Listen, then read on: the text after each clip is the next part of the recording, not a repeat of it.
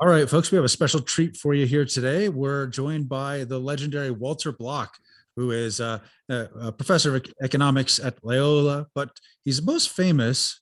I mean, also, I know you're with Mises, but you're most famous for this book that you wrote, I think in the 70s, called Defending the Indefensible, which probably didn't make you very popular with certain groups of people, I imagine, but certainly changed the way people thought about things. And I know you've known Doug for a long time.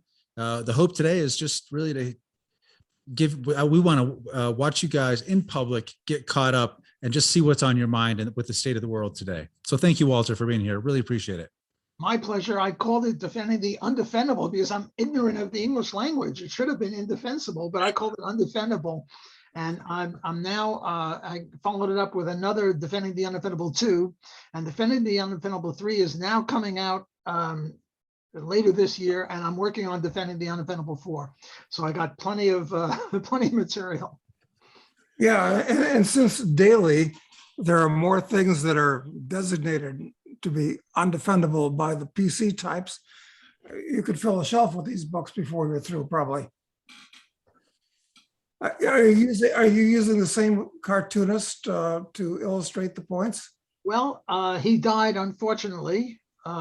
However, he did leave a lot of cartoons that I didn't use in 1 and 2, and I'm putting them in 3. And I still have a few more cartoons that I'll put in Defending 4. So his name is Rodriguez. He's a brilliant cartoonist. I first ran across him in Playboy. And he had this wonderful cartoon where it was a man trying to get his daughter back and telling her pimp, she won't listen to me, but she'll listen to you. So, you know, you tell her to behave or something like that. And I figured, wow, he's for me. So I wrote him and I said, you know, here are chapters. Can you come up with a cartoon? And he said, well, I'm not sure. And I said, look, anything, you know, just read the thing. And if nothing triggers you, so to speak, just leave it out. But if something pops up into your mind, write a cartoon about it. And he wrote brilliant cartoons. And a lot of people said that the only good thing about the book were the cartoons.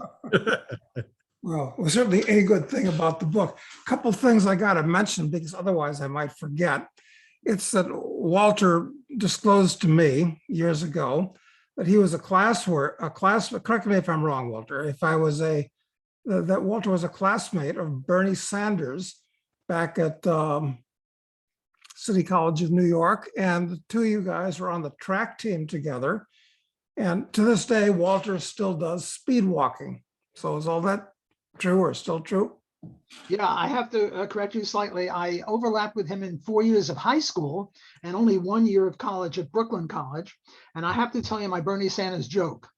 Oh, good. Not very funny, but it's the best I can do. Bernie Sanders has the proper reputation of never running away from anything. He extolled the virtues of socialism long before it was as popular as it is now, due in part to his support of socialism. He never ran away from socialism. He favors not only ex-cons voting, but criminals voting. And he doesn't run away from that. And there are a lot of other things that he doesn't run away from. He doesn't run away from the $15 an hour minimum wage, even though it'll create havoc for the people he wants to help. He doesn't run away from anything, but he runs away from one person, that's me. How so? Because he was one of the best milers, half milers cross country in the whole city. And I was a mediocre runner. So when we lined up at the same starting line and the gun went off, he ran away from me. But not only did we overlap at 4 years of high school and being on the track team, but we also lived in the same quadrant away from Madison High School, so we'd walk to and from school sometimes. And when we were at a track meet, you know, we'd all talk to each other. And we ran the same distances, anything from a half mile up. We were, you know, not sprinters. So he and I were sort of buddies. And my views were very similar to his views. I mean, I'm Jewish. I was in Brooklyn. Everybody was a socialist, or, you know, the big question Murray Rothbard used to say is, do you have a commie card or not? Are you a card carrying commie or just a commie simp? And I was a commie simp, you know. I wasn't really interested in political economy. I was more interested in girls and sports in high school. But then what happened with me is that Ayn Rand came to lecture at Brooklyn College. And Bernie and I overlapped there for 1 year, but I think this is after he left. And I came to boo and hiss her because she favored free enterprise, and everyone knows free enterprise is, you know, fascism and creates poverty and racism and whatever. And to make a long story short, she and Nathaniel Branden and a few others, Alan Greenspan, converted me. I read Atlas Shrugged and Economics in one lesson, and I was a, you know, sort of a Randian limited government free enterprise person. Was there, is there anything that they said during that one lecture, that one presentation that you can recall that really started to make you think differently about everything? No, it wasn't at the, what happened was at the end of her lecture, they said, we're having a lunch in her honor and anyone could come. So I came, I wanted to convert her to socialism. And there was a long, long table. Ayn Rand was sitting at the head, and Nathaniel Branden and Leonard Peikoff and Alan Greenspan. And I was relegated to the other end of the table. And I turned to my neighbor and said, you know, this socialism is great, capitalism is evil. I said, I don't really know that much about it, but the people who do are at the other end of the table.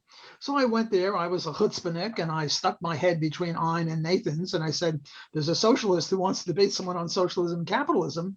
And they said, who is it? And I said, me. I was like 20 years old in college. And I don't know, Branden maybe 35 and Rand 50.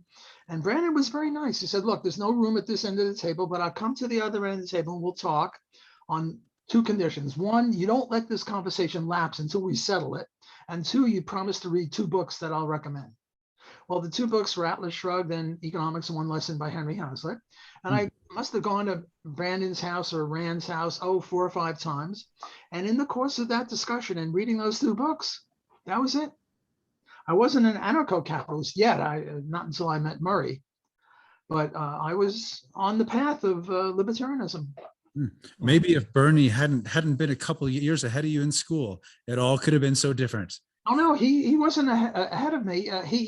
Actually, I'm 1 week older than him. Oh, I was born on August 21st. I just had my birthday, and his birthday is early September. We're both 80 years old. We're both of the same generation. Doug, how did you get into your weird libertarian views?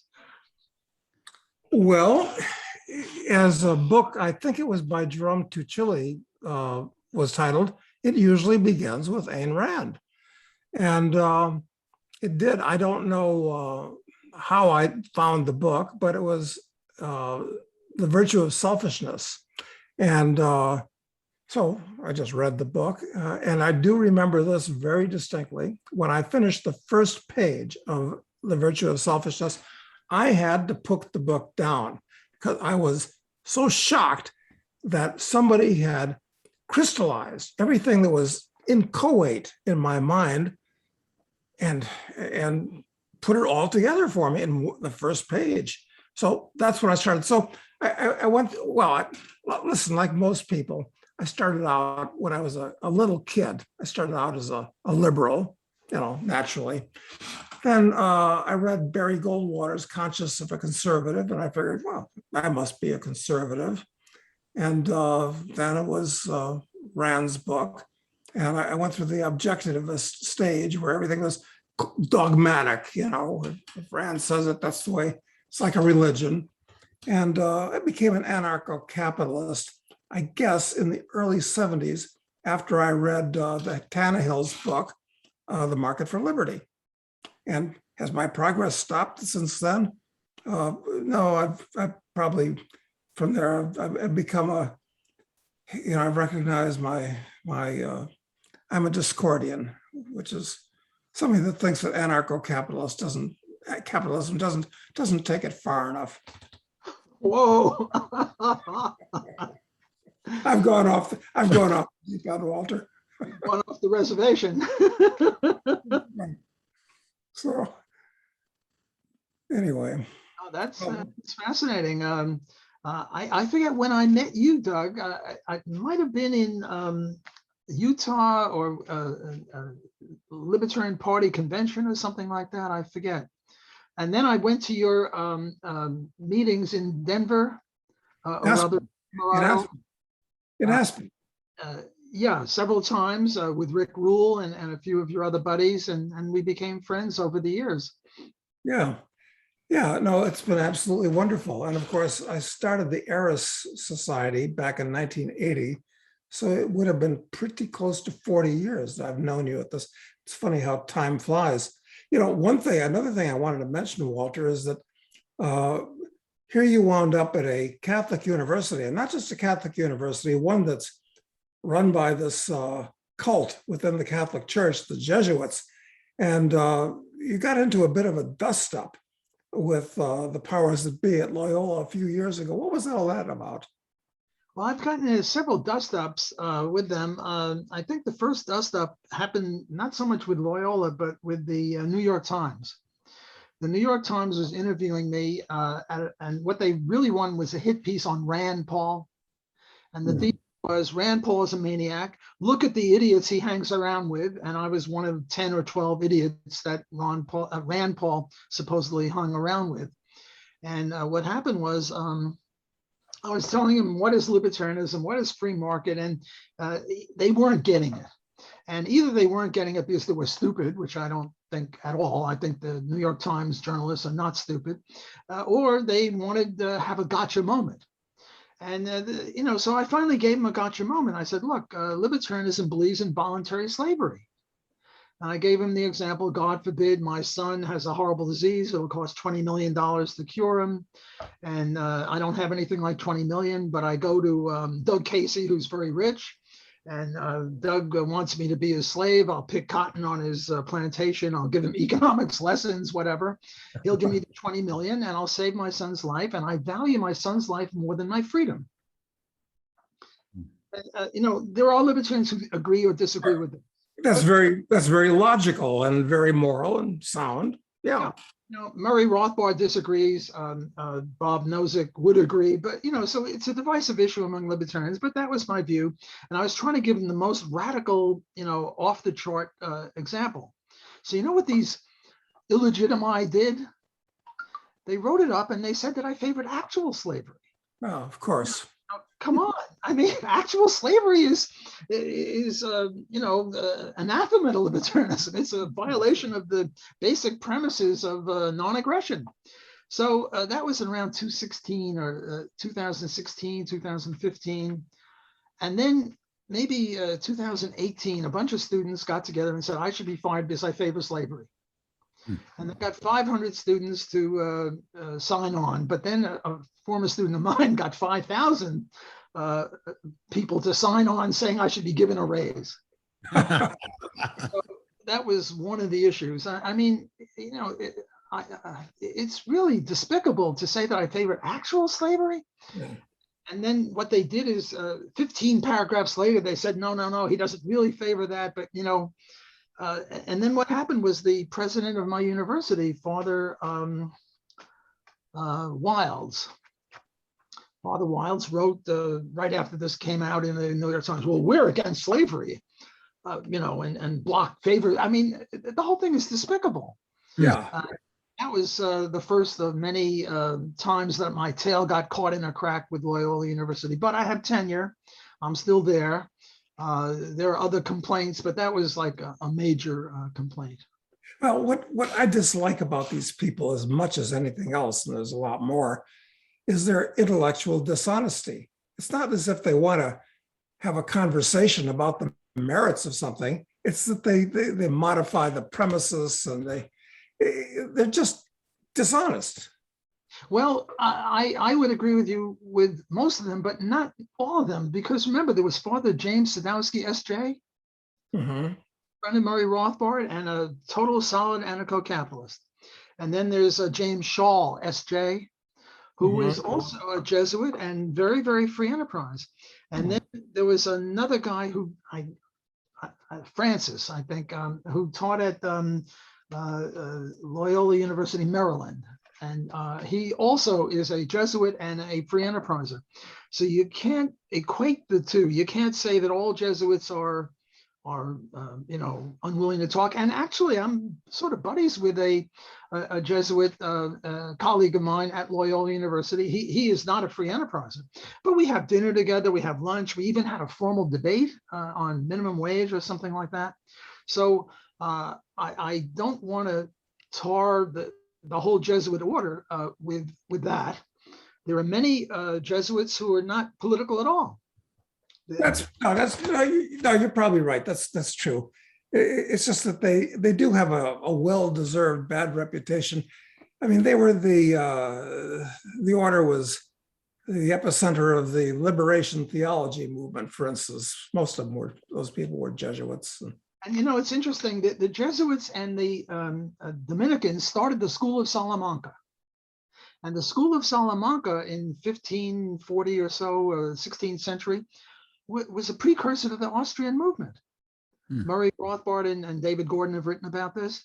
So the Jesuit order started out very well. It's just been hijacked almost 180 degrees from where they started. I mean, there are many Catholic orders. There's one that's interested in hospitals, one interested in youth, one interested in this, that, whatever. The Jesuit order has got a reputation, a well-deserved reputation for being interested in education. There are, I think, 27 different Jesuit universities in the US and many, many more abroad. And what they focus on is universities. And Georgetown, I mean, there are 4 Loyola universities, one in New Orleans, one in Maryland, one in Chicago, one in California. And then there are others, Scranton and a whole bunches of other places. So some of them are not politically interested. It might be a physicist or a chemist who is a Jesuit and teaches physics or chemistry. But you're quite right that all too many of them are socialists. And they're not willing to debate. They want to pontificate and that's it. But some of them are willing to debate, like this buddy of mine at Loyola. And I tell you, we must have had lunch or dinner 10 times in the last 5 years. He just arrived about 5 years ago. But I agree with your overall assessment, of course. So, listen, talking about overall assessments, where is the world going at this point? It would seem that wokeism is a new religion, one that might replace Christianity, among others. So how deep is this trend, and how far-reaching and how long-lasting will it be? Are we at a major turning point in history, or what do you think? Or is this just a flash in the pan, or what do you think? Well, the Chinese had a cultural revolution. And I thought, the Chinese are weird, they have cultural revolutions. They killed millions of people. Well, we're just as weird as they, although happily nobody's been killed. Yeah. But you have, what is it, political correctness and cancellation. And, they publish a book and then the wokesters are against the book and they're anti-science. I mean, like take the COVID case. There are medical doctors who've been threatened that if they keep saying, taking a view opposite to the prevailing view, they're going to lose their medical license. Well, the whole point of science, as John Stuart Mill will tell us on Liberty, is to have dialogue and discussion. I mean, like right now, the astronomers are having a debate: is Pluto a planet or not? It's not really of that great importance to me, but the way they're conducting it is whatever they decide, I'll go along with. Yeah. Because no one's trying to cancel anyone. No one's trying to get their jobs lost or put them in jail or anything. But suppose that the Plutoists, the one who said it was a planet, started canceling the other guys. I would then tend to agree with the other people, because my theory would be, if you have to stoop that low, your theory must be wrong. Because if your theory were right, you would rely on normal discourse and experiments and evidence and stuff like that. So to respond to your question, I don't know. It's weird that we have a cultural revolution. Happily, no one's being killed by it as they did in China, but this is horrible. They don't listen. They won't argue. They won't discuss. They insist that you use their language and things like that, and they start canceling people, and it's very bad on college campuses. You're lucky, Doug. You're not a professor, but we professors have to walk on eggshells because the students complain, and then the administration supports the students because we're not entirely politically correct on something or other. What do you think? Are we in the early stages, though, of the Cultural Revolution? I know there hasn't gotten that level of violence, obviously, that occurred, but there do seem to be the interests are growing more and more entrenched by the day, and they're seeing the other side is like not people that you can even deal with. And I think, as soon as that ends, this conversation, you can't talk about things. How can it not be violence after that? That's what I worry about. Well, I hope not. I mean, one of the cases that really bothers me is the COVID thing. We want to have a cure for COVID, and to the degree COVID really exists. Let's stipulate that it does. So what is the NIH doing now? National Institute of Health, the one that gives money to scientists to cure the disease? They're starting to say that we have to have affirmative action. Namely, we don't have the labs of the nation don't look like America. We have to have more of this ethnic group, more of that gender, more of this. Look, if you want to cure the thing, what you want is the best people possible. I don't care what their genitalia are or their skin color. I just want the best people in the lab. Look, I have children and grandchildren. I want them to live. I want this thing to be cured. And they say they want it to be cured, and then they let people in from Mexico and all without any consideration because they'll vote for them. So they're just a bunch of hypocrites. I mean, Nancy Pelosi talks about we got to have a mask and you can't do this and you can't do that. And then she's caught in some beauty parlor and it's just despicable what's going on.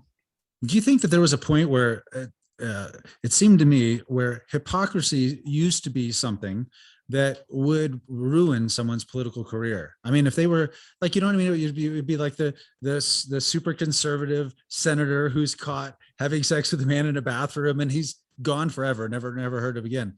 But there's something that's changed in the way that our society is, the way that we see hypocrisy. And my theory is that it's all in-group, out-group behavior. So if you see your in-group behaving in a hypocritical manner, they get shunned for it. But people aren't freaked out by the fact that some people don't like it, but people aren't freaked out about the fact that China is not good in the human rights side of things, because they go, well, that's what they do. And we don't look at them as being bad for doing something that's hypocritical to ours. So the way I've started to see it is that as hypocrisy has gone away, it's been a signal that we no longer saw ourselves as the same people, as the same group, and the hypocrisy loses its cohesive binding power. Does that make sense at all? No, I agree with you entirely. I mean, when Biden was running for office, there was some black guy who said he's not going to vote for Biden. And Biden said, well, you're not really black. Yeah, a popular radio show. Yeah, unbelievable. Come on, what's that? And was he excoriated by the powers that be on the left? No, he was given kid gloves. Although Cuomo just had to retire as governor, not for killing a lot of people, but for pinching some woman's butt or whatever he was doing. Now, I think that's not right. He shouldn't have done that. But to me, killing a lot of people is a lot worse than fondling a woman against their will, as bad as that is. Yeah, the fact they just added 12,000 dead in nursing homes to the list now that he's gone. I mean, it's amazing. It's amazing. But what do you think? I mean, so we're sort of moralists right now in terms of our value system. It seems like people are, as an AnCap or libertarian or freedom-oriented people, it's almost like it's clear that I believe that I should conduct myself by a certain set of rules, but I'm feeling more and more alone in the use of those rules. And I don't know. I mean, where does a society go when it loses its mores like this? Yeah, it's losing its foundations. I mean, anything goes. It's sort of crazy.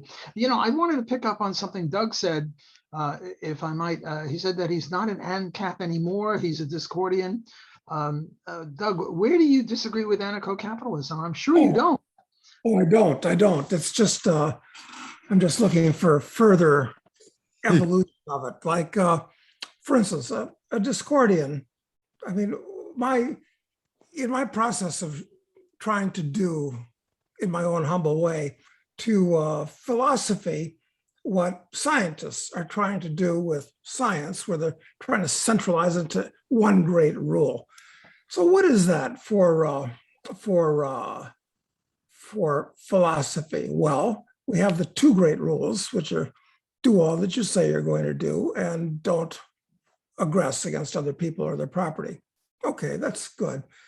People can remember two things, more or less, but it's better if there's just one great rule. And a Discordian, the way I define it anyway, would say the whole of the law shall be do as thou wilt, but be prepared to accept the consequences. Because that's what people actually, that's the way people actually act. Although they usually forget the second part of that. They don't think about the consequences. But yeah, do whatever you want. Well, just be prepared to accept the consequences. I don't know if I can go along with that. Maybe I'm not understanding it. I mean, suppose my neighbor, I don't like the cut of his jib and I feel like killing him.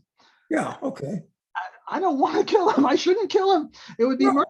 Even if I accept the consequences, namely that the cops will catch me and I'll be put in jail or executed. I still shouldn't murder him in the first place, even though I feel like it. So surely you wouldn't advocate that I murder him and then face the consequences, right? I don't know. Listen, you don't want to. Let's presume that your neighbor is a distasteful person. Let's say he's a horrible person. So you want to kill the rat. I mean, this is a rat who's, annoying everybody. So how do you finesse that? Where do you draw the line? And it's been said, well, you don't want to burn down the barn to kill the rat. You don't want to break your moral principles. But then again, doesn't it just depend on the relative value you place upon the preservation of the barn as opposed to the destruction of the rat? Sometimes you do want to burn down the barn to kill the rat. So anyway, people always do what they want to do anyway. I'm just admonishing them to think about, be prepared to accept the consequences. And I think that may be as much of a moral rule as having them philosophize and logically structure, because most people aren't interested in that, in intellectualizing these moral principles. Hey, am I right? I think I'm right. Oh, I think you're absolutely right. Most people are not philosophical. Most people are interested in bowling and pizza or golf or something like that. When I see libertarianism, I had two rules and I really wanted to melt it down to one, just like you, but instead I added one more. So I'm now working on 3 cylinders and I want to work. You're going to get into this problem of primitive people where they have 2, 3, many. Nobody can think beyond 3. Well, my first 2 were the non-aggression principle. Keep your mitts to yourself. Don't be grabbing other people or their property. Okay. But second one is, well, you're wearing a nice pink shirt now, Doug, and I'm going to grab it off of you. Am I a criminal? Well, it depends upon who is the rightful owner of that shirt. Now, I never saw the shirt before. It's your shirt. But if you stole it from me yesterday, and I repossess it and you resist, you're the criminal, even though I'm grabbing the shirt off your back. So we need a theory of private property rights, which I go along with Murray Rothbard and what's his name? Can't think of his name. John Locke. John Locke. Namely, you mix your labor with land and you get to own, I'm getting senile here. I couldn't think of John Locke.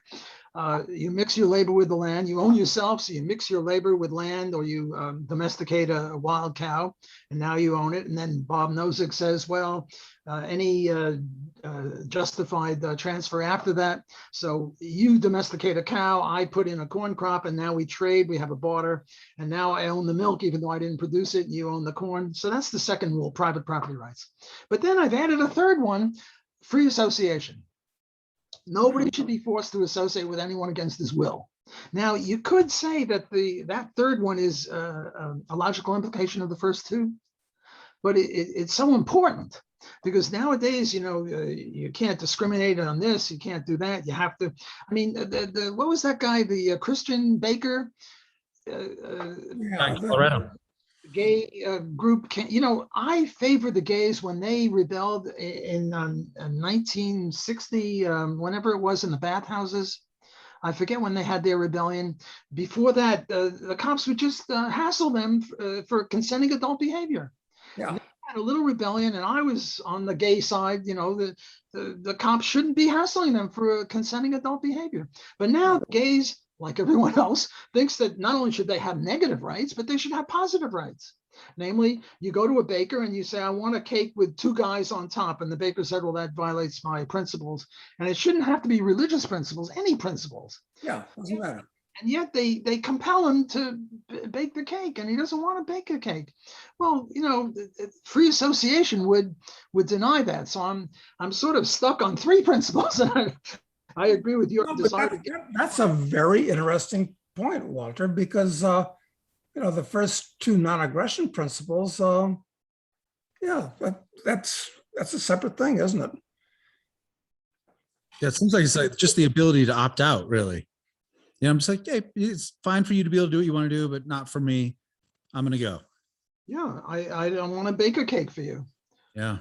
And if I had a sign, no gays allowed in my store, or blacks or Jews or men or women or anybody. I mean, free association means you only associate with people you want to associate with. Thomas Sowell and Walter Williams and Gary Becker have done more good work on this sort of a thing than anyone else, showing that the economics of discrimination are such that it's almost impotent to hurt the target. Because whenever you discriminate against anyone, you lower their position. And when you lower their position, there are more profits for other people to involve them. So for example, if you say, well, I'm not going to hire teenagers, I'm just not going to hire teenagers. The demand curve for teenage labor shifts to the left. Teenagers make less money. Their productivity is the same. And now if you hire a teenager, you'll make more profits. So the whole thing is undermined. But still, this is an important part of libertarianism, that no one should be compelled to associate with anyone else against his will. I hadn't thought of that point before. I wonder if it just seems like we're so far removed from these concepts today in practice, though. Not only is, of course, the Supreme Court rules on, against this idea, but you even talk about like people not wanting to hire a teenager. I mean, my son, who's just turned 16, there are very few places that will hire them because of the extra regulations that they have to follow in order to employ them. So they just actually make them unemployable. It has almost the opposite effect, because they don't have the choice themselves to do it. So it seems like since I'm new to these ideas compared to you guys, certainly.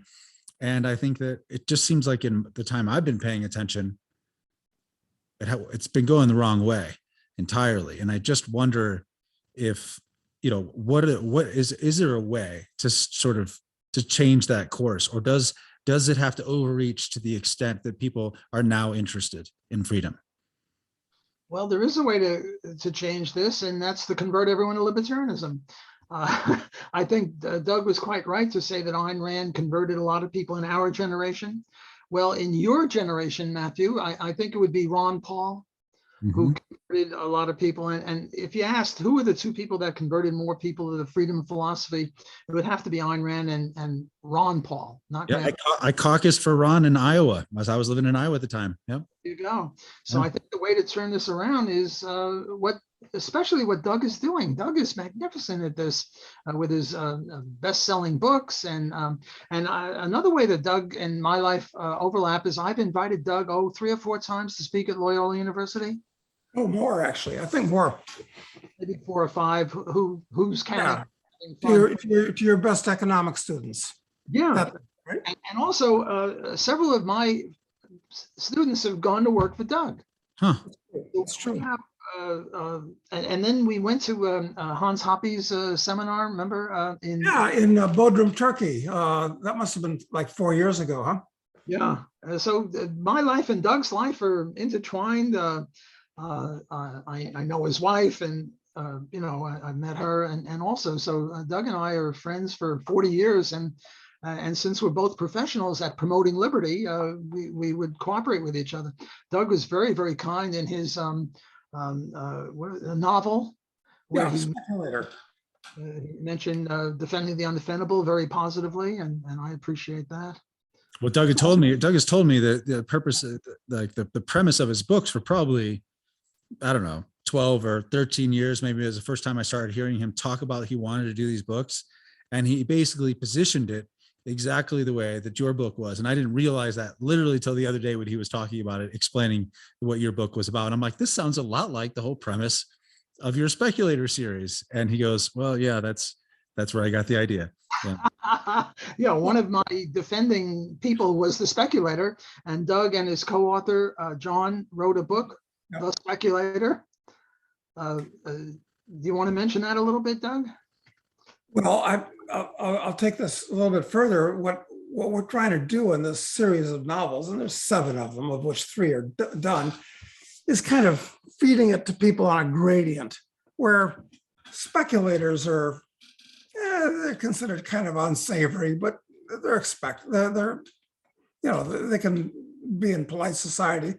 But then drug lord, well, those are obviously bad people. And then if you're an assassin, well, you got to be a bad person. But what's worse than an assassin? Well, a terrorist who moves it from point targets to area targets. And then if that's not good enough to be a terrorist, you become a warlord. I mean, so by the time it's over, it turns out that Charles is the Antichrist. And who could possibly be worse than the Antichrist? Oh, I don't know if you've added the Antichrist into your iteration of defending the undefendable. That might be book 5. Well, I'm a big fan of Doug's attempt to promote liberty. I mean, he does it. He's got a magnificent megaphone. How many articles, how many books have you had on how to avoid the coming depression or whatever? You had a series of New York Times best-selling books on that. But Walter, I'm pessimistic about. Well, I can build an optimistic and a pessimistic case, and I go back and forth between the two of them. But I think that we're dealing with a spiritual or a psychological problem, and we're just attacking it from an intellectual point of view, showing them this is logical, this is moral, this is right. People don't buy that. This problem is much more deeply embedded than that. I agree with you very enthusiastically. One of my recent journal articles was making the case, the sociobiological case for pessimism, namely, we are hardwired against free enterprise, because we are hardwired based on based on the criteria of a million years ago when we were in the caves or the trees. What did it mean to leave progeny to the next generation?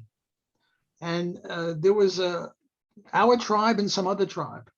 And in our tribe, if you got sick this week, I helped you. And next week, if I got sick, you helped me, and our tribe survived. If there was another tribe with equally opposable thumb, equal brain power, equal strength of arm, whatever, but they didn't take care of each other, they would perish. So we're hardwired for benevolence. So when I get students, and the first week I talk about price gouging, price gouging, that's an abomination. Namely, the point is that a million years ago, when we were in the caves of the trees, there was no real benefit of appreciating free enterprise. Mm. We now know that if you don't allow price gouging, well, then you're not going to get new stuff. I mean, when New Orleans was under Katrina, underwater in the aftermath of Katrina, there were only 2 motives for people outside of New Orleans to come help us. One was benevolence, and there was plenty of that. The other was making a buck. But the only way they can make a buck is if the price rose a little, so that they can have an incentive to bring stuff into New Orleans. But the mayor, the governor said anyone price gouging is going to jail. So you take, and she was then supported, Governor Blanco, a woman. And everybody and his uncle was saying, yay, price gouging is evil. Where does that come from? Yeah. And I think, Doug, you put your finger on it very well, that logic doesn't work when you're hardwired not to appreciate free enterprise. Maybe it's even worse than that, Walter, because that's genetic. I think you're quite correct.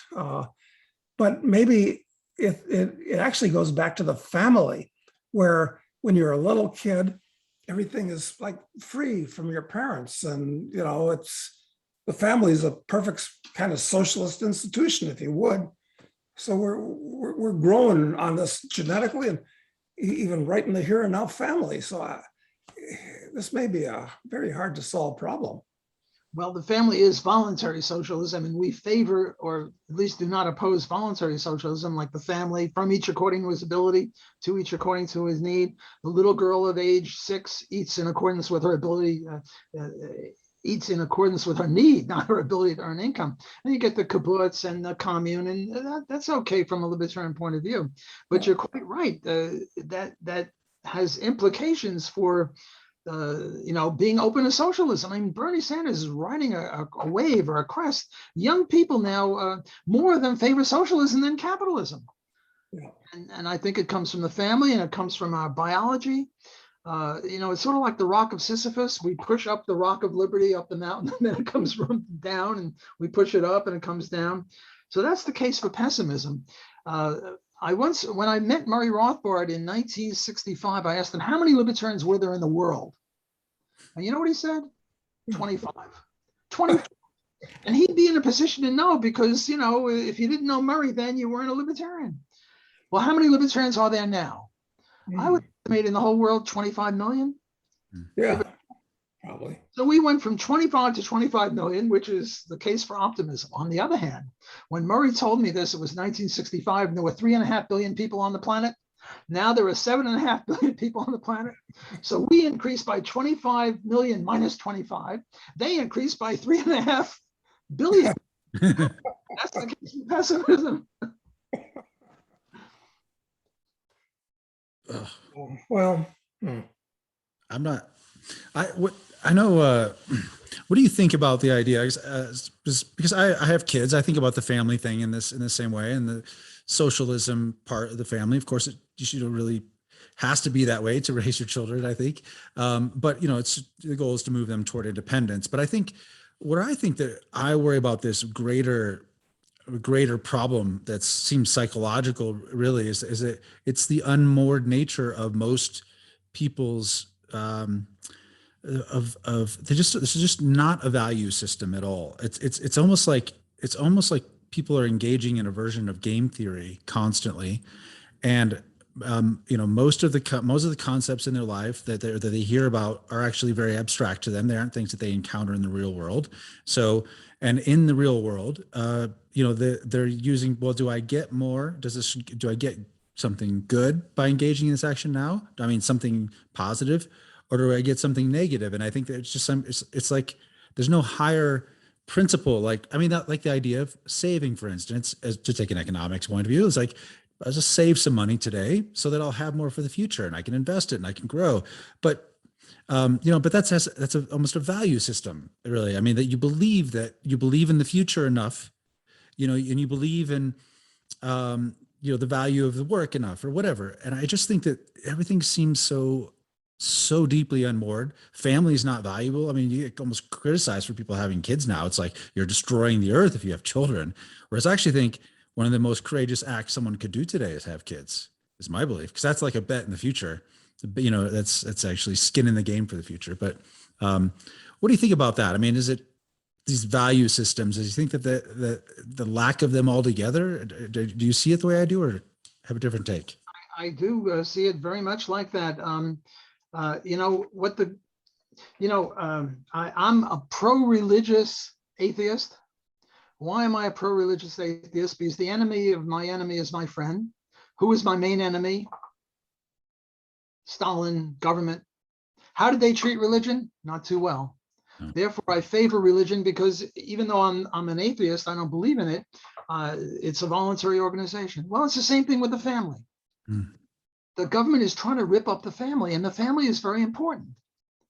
Voluntary socialism is okay. The parents give the children free stuff. It's true, as Doug says, that has negative implications later on, but there's nothing wrong with the family. How does the government treat the family? Well, what did the commies do in the Soviet Union? They try to get their kids to tattle on the parents. and then give the kid an award and then kill the parents. I mean, despicable, breaking up the family. It used to be that you'd have 3 generations, 4 generations, the great-grandparents, the grandparents, the parents, and the kids, and they would all help each other. And then along came Social Security. And if you were stupid enough to help grandma, you were stupid because you'd lose money because the government will take care of her if you didn't, and if you didn't, and if you did, then they wouldn't. So this is one way of breaking up the family. Another way of breaking up the family, and I get this from Charles Murray in his book, Losing Ground. And he says, look, before LBJ with his Great Society and the welfare program, most kids lived in two-parent families.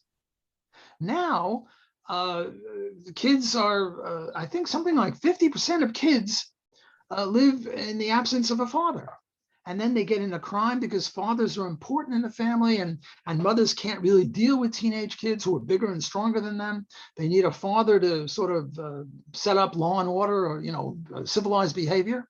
So the government is ripping up the family, and then, we're paying, the chickens are coming home to roost, and you've got a lot of criminal behavior among kids with no family.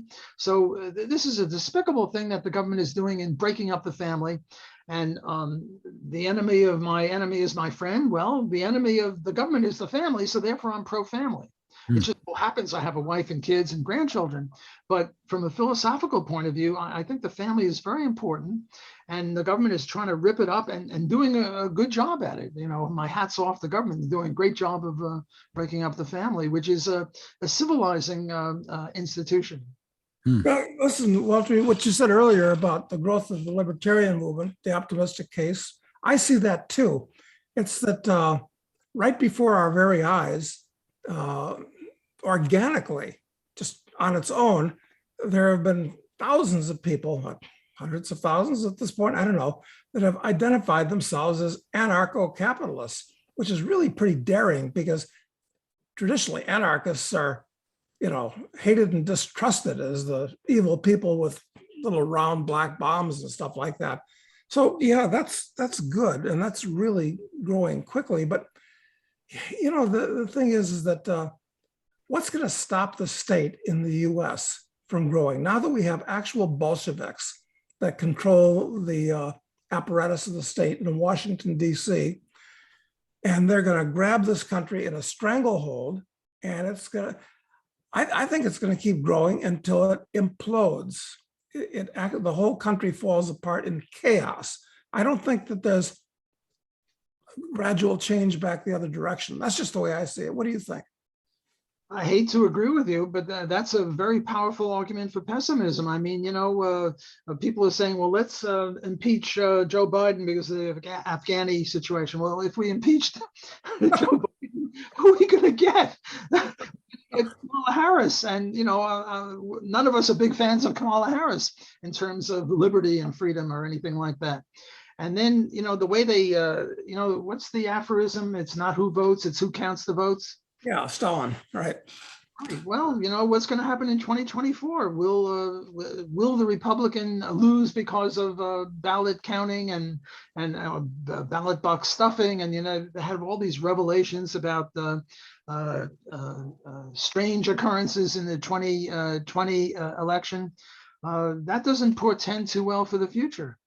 I'm hoping Rand Paul runs and wins the nomination and becomes the president. And if he does, well, then we got more of a case for optimism. But I'm afraid that we're going to get I don't know what's her name, the OCA, ACO. Oh, AOC. Yeah, that's it. That's it. AOC will be our next president, and then we'll go the route of Cuba and Venezuela and North Korea. Which at that point, we might actually have a real civil war because there are enough people that they'll just have had enough of it. Well, civil war kills a lot of people. It may be the worst kind of war, actually. Yeah, no, I mean, the negative connotations are very, very negative. But, I'm hoping that we get some sort of sanity and And then in 2022, we get a little bit better Senate and House of Representatives. And this, they're trying to talk about packing the Supreme Court now. And they're also talking about making Puerto Rico and Washington, D.C. states, in which case that would be certainly a negative, unless you balanced it and make East and West Montana, or North and South Kansas, or something like that, to balance off Puerto Rico and Washington, D.C. But if they get away with packing the Supreme Court, having a 15-member Supreme Court and get 6 new lefties, that would be very, very bad. And I could see it happening. Of course, going back to the pessimistic scenario too, it's that the economy, I think it's on a razor's edge. Now, I'm probably the wrong person to comment on that, because, looking at the direction of the economy for many, many years, I couldn't help being a bear. And from a stock market point of view, that was wrong. I was just on the wrong side of that. Didn't cost me anything except lost profits. But here's the thing, when the economy does, with business cycle theory, go over the edge and it collapses, wouldn't that be the ideal time to get a real strong man? I mean, Roosevelt on steroids, to say, don't worry, I'll tighten this up for you, I'll straighten it out. And I think that's what's coming. Well, A kind and gentle election in 2022 or 2024. Well, look, if Rand Paul were the strong man, I wouldn't be too unhappy. Why don't I like, Walter, why don't I like Rand Paul? I met him once at some conference, I forget where it was, and we just didn't get along. It was just the two of us and the person that introduced us. And I sensed immediately, the way a dog can sense it or a horse can sense it when they're not, that he didn't like me and I didn't like him either.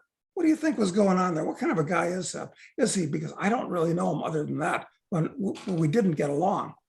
Well, that's a litmus test. Anyone that doesn't like you can't be all good. But I don't know him personally. I have interacted with him a little bit. Remember, the New York Times thing was trying to get him, and they were using me as one of the vehicles to get him. But in my heart of hearts, I'd much prefer his father, Ron Paul. But Ron is what, 86 or 87, and he'll be in his 90s. He's still very strong. He rides bicycles in Texas heat. But Rand Paul is the most libertarian senator we now have, and maybe we have ever had. I'm not sure about that, but he is very, very libertarian. I mean, he even cooperated with Bernie Sanders on some sort of anti-government intervention, foreign war kind of a thing. So he's a mensch in my view. If we had to have a strong man, which I don't favor, but if we had to have one, better Rand Paul than Bernie Sanders, who could also be a strong man. And the problem with Bernie is he's not like Biden. Biden has sort of lost his marbles. Bernie is still very coherent. Yes. I mean, he's absolutely wrong on everything in economics. We have too many brands of this, and he even favored bread lines. They were saying, well, in North Korea and Cuba, you have to get on a bread line. And Bernie came out and favored bread lines. He said, well, at least in a bread line, the poor get food, whereas in a capitalist country, the poor don't get any food. Come on. The problem with the poor is not starvation. The problem with the poor is obesity. They're eating Twinkies or something, and they're getting fat. That's not poverty. If you weigh 450 pounds, you're starving. He did have a lot of support, though, especially in the last election. And I think it was just people wanting something very different. Same thing that probably drove the enthusiasm around Trump. I mean, not actually dissimilar people. I mean, they had different ideas. Mostly it was ages, I think, was the difference between people, but there was a general disgust with the way that things were being done. But I was surprised how he just kind of, just let it go and, and got in line.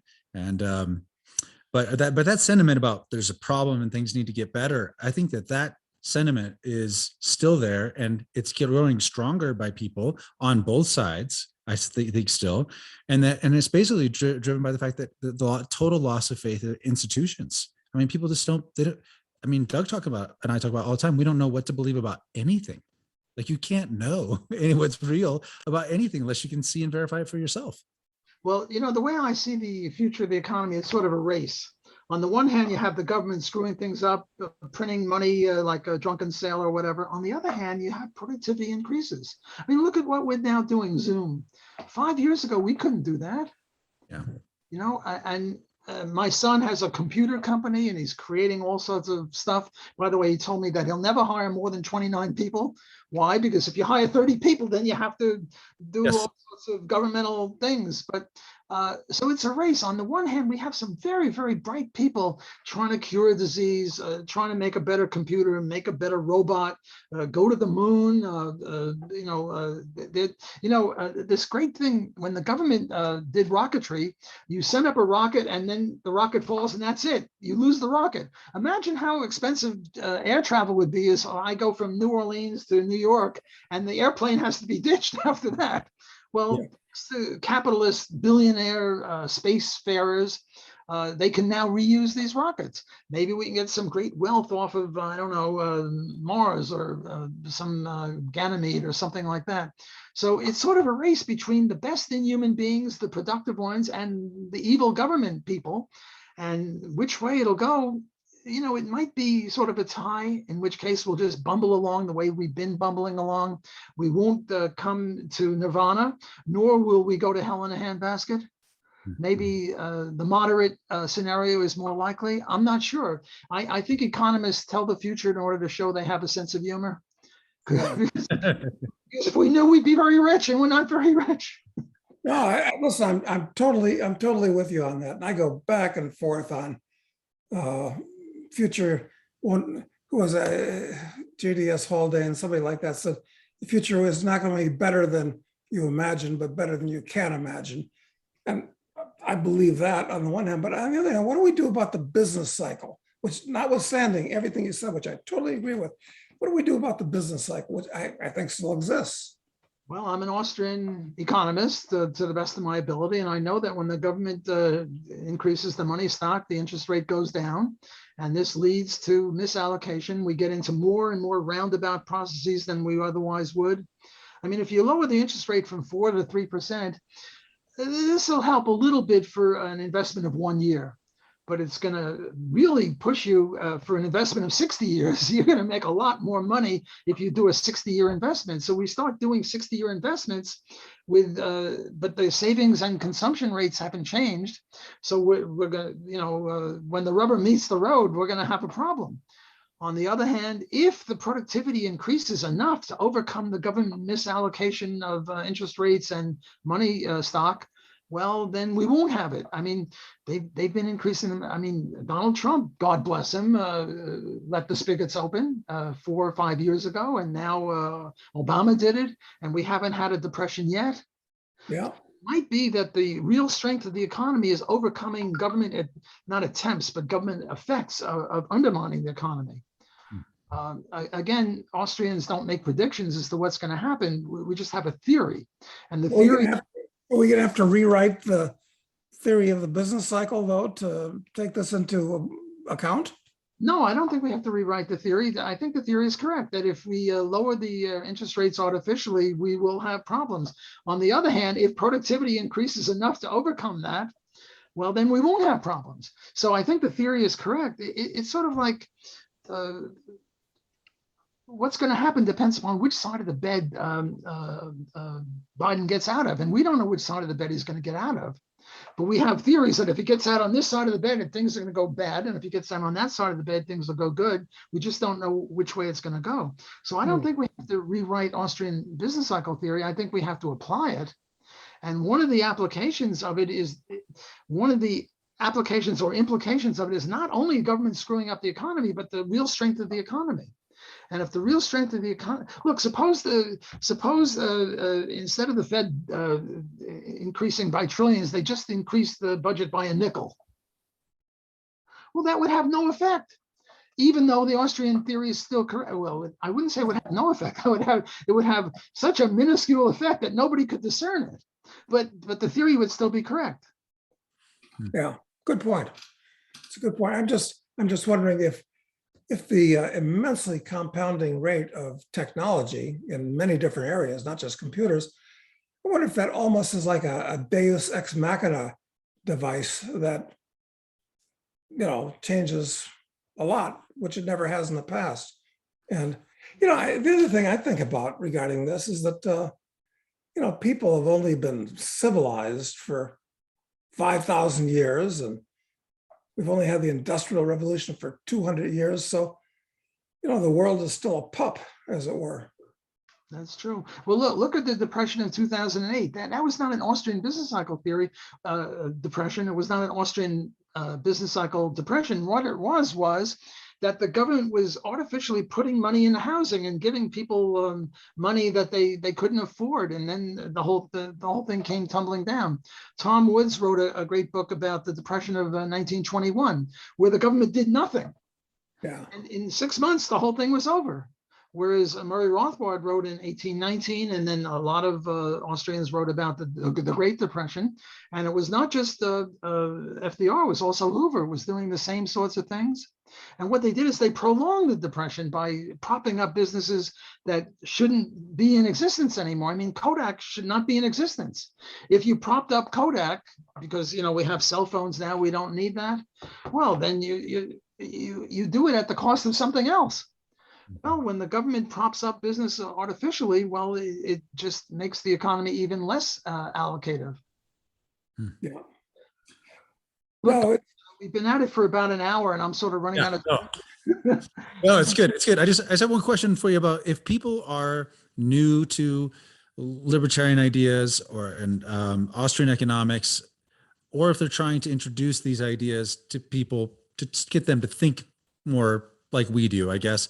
What are the I guess the top couple resources you'd recommend? I mean, what would you tell them to do? Well, one of the greatest resources is Doug Casey. Another great resource is the Mises Institute. Another one is Hayek and Rothbard and Mises and Hoppe and Salerno and Peter Klein and Guido Holzman. There are a lot of very, very good people. Happily, we now have graduate schools in Austrian economics, Texas Tech and George Mason. Whereas when I started, there was no such thing as a graduate school of economics where you could learn some Austrian economics. We have the Free State Project. We have the Pelican Institute in Louisiana, which promotes liberty. I think each of the 50 states has an institute to promote liberty in that state and focus on state issues. There's the Cato, Reason. There are all sorts of institutes, think tanks. I'm a professor. I promote liberty and good economics, and there are many, many professors now who do that, whereas when I started, there were very few. So we have a little case for optimism too, but those would be some of the resources. Economics in One Lesson, Atlas Shrugged, The Ethics of Liberty, For a New Liberty by Murray Rothbard. Those would be some of the resources that I would recommend people who are interested in perusing this and seeing if it grabs them. Is there anybody though that is like, is there anyone that is in the new world in terms of technology, like really leveraging technology well to communicate these ideas? Like maybe like Dave Smith, I know, is a comedian who's in Michael Malice, maybe there's people like that, but are there other ones that you're aware of that you think do a good job of promoting these ideas? Yes, Tom Woods, Bob Murphy, FEE, the Foundation for Economic Education, Richard Ebeling. I mean, there are dozens of people, and I fear to mention anyone because if I miss somebody, I'm leaving out someone else.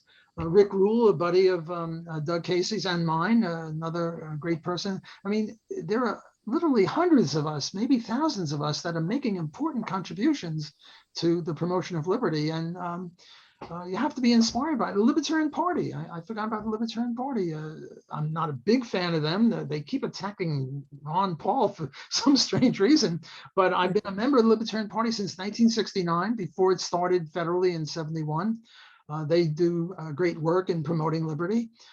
So we do have institutions, many, Troy University, Louisiana, Loyola University New Orleans. We have 3 professors, all of whom in the economics department are pro-liberty. So there are resources that we have, and the thing to do is get out there and work harder. Got it. Well, thank you, Walter, for joining us today. I really appreciate it. It's a real honor to have you here. Really is. Thank you so much. Anytime's a pleasure, Walter. And I'm glad we're leaving on an optimistic point, which you just made. And I might even see you in October in New Orleans. That would be magnificent to get together again. It's always a wonderful thing to get together with you, even electronically, better than nothing. Yeah, I agree. Guys. Thanks, Walter. Take care.